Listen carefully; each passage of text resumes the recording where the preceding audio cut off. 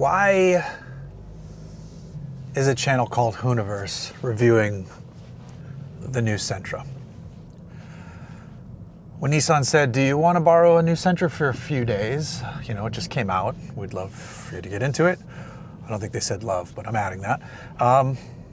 Initially, I was like, do I need to drive the new Sentra? I was going to say no, but I thought about it for a minute, and I realized a car like this is actually pretty important. It has to be good, especially for a company like Nissan right now, today. Nissan needs some hits. But beyond that, why, as someone who tends to think more enthusiast-minded, why the hell would I want to drive in a Sentra? I want to see how good it can be. I want to see what a small, affordable sedan has to offer in today's market. And more importantly, I want to see what an inexpensive car can deliver. Because these are the cars when our friends, our non-car loving friends go, what should I get? For certain situations, we have to be able to say, this is why you should get this, or this. Not all of your friends can go, oh, you should get I have to take my kid to school. Oh, you should get a 911 GT3. You should get a Range Rover SVR. Like, you have to be able to recommend regular ass cars, but you want these cars to also be good. So I want to know if this car is any good. And after just about a day and a half in it, this is a very short loan, I am happy to report that this car is actually pretty damn good.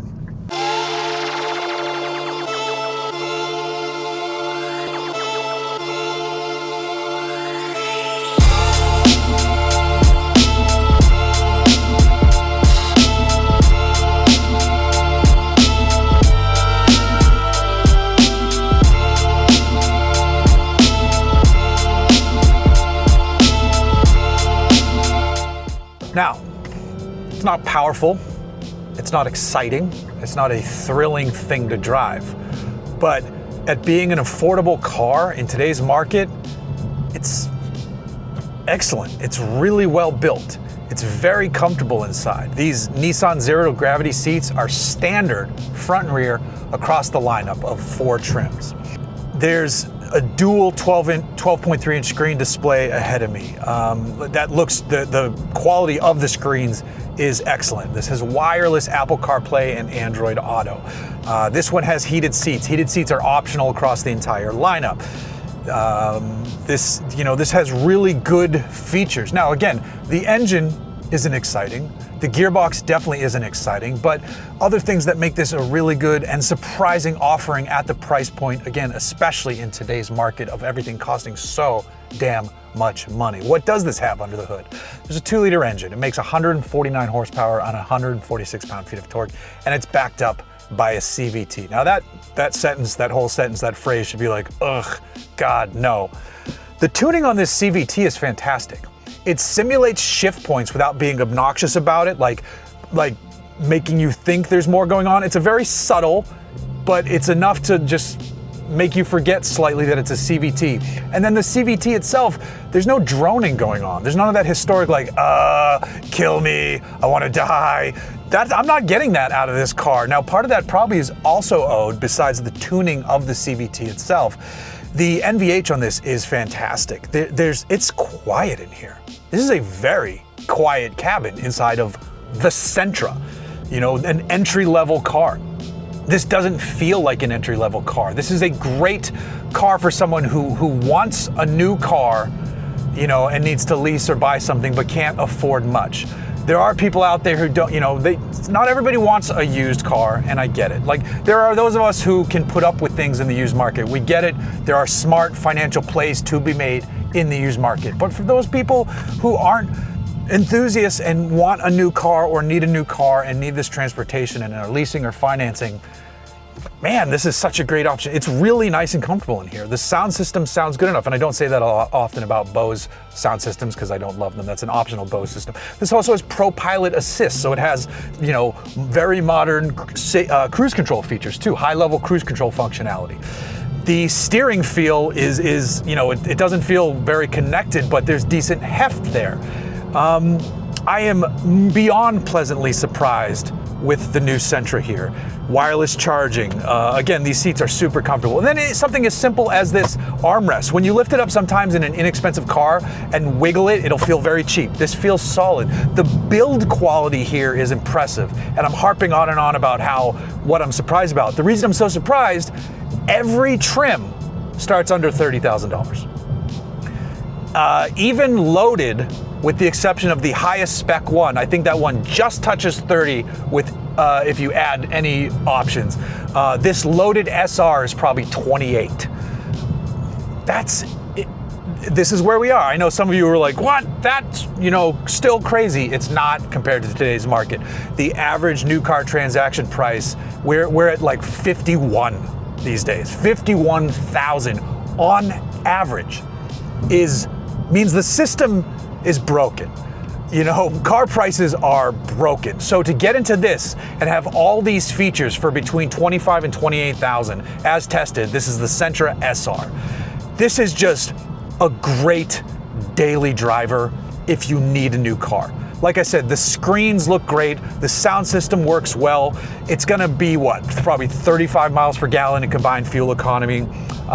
It's not as inane and dull as you'd expect this engine and powertrain to be. It's not exciting, but it's also more than adequate. It's great. And again, these seats are almost like shockingly comfortable. I know the zero gravity seats are good, but they feel really nicely done here. And they have them on the outboard rear seats as well. I gotta tell you, this car is leaving me quite happy and hopeful for Nissan to, give them a kick in the butt. Sedans aren't dead yet. I know everybody wants a crossover, but this proves potentially that sedans aren't dead yet. I think the sedan market is even slightly up, which is nice to see. Yeah, so that's why I think a vehicle like this is important to take a look at. Like I said, our friends who want to know about which car they should buy, they come to us who love cars and go, what do you think about this? What do you think about that? And for someone who wants or needs a newer car, something affordable, but potentially reliable, while still being nice enough on a daily basis, this is impressive. And the competition is good in this segment. So you would put this up against, the Civic, some Kia, Hyundai options as well. I think the Civic is the class leader, but the price spread on the Civic, because that does go up into the hybrid, and I'm not talking SI and Type R, obviously, that's not part of this discussion, but Civic and then Civic Hybrid, even though hybrid is like a slightly fatter SI in a way, hybrid is the secret good one to buy. The Civic is the class leader. I think the Civic is slightly nicer inside. The exterior is debatable. Both have inoffensive exterior styling. I think this is a nice styling upgrade for the Sentra compared to the prior version. Of course, that's subjective, but it drives nicely. This interior is comfortable with some truly great features at this price point. And if you told me this was a $32,000 car, I'd still believe you. We'd be pushing into like, all right, well now we need, a 200 horse engine and a 6 or 8 speed automatic at that point. But at the mid 20s, this is a fantastic automobile. Yeah, I stand by that. I am extremely happy to see that. And again, I hope this filters to the rest of the Nissan lineup. I didn't love what Nissan has done with the Z. I think that was just a reskin when it needed to be an evolution. I think the Frontier is good, even though it's got old tech under the hood. I think that's a pretty solid truck. The Titan's gone away. The Versa's gone away. The Aria is fading away. The Leaf was redone, but it could probably be better. Nissan needs some help. And if it starts here with well-built, affordable options, that's a great place for Nissan to be. And then Infiniti could build off of that, theoretically, to give them the kick in the pants they need to get back in shape. But who knows on Infiniti? That's a tougher thing to write. Nissan could get it going here with something like this. And maybe some of this could translate over to Mitsubishi as well. I might be reaching too far on that one, but you never know. As it sits right here though, I am this is a solid offering. It's not exciting, but maybe some people could consider it exciting if you're into smart financial decisions. Yeah, this would be a great first car for people. If you have the money to buy your kid a first car, this is a good one for that. I would never buy my child a brand new first car, but if you want them to be in the safest things possible, I understand that. So, yeah, good job, Nissan. New Sentra, impressive.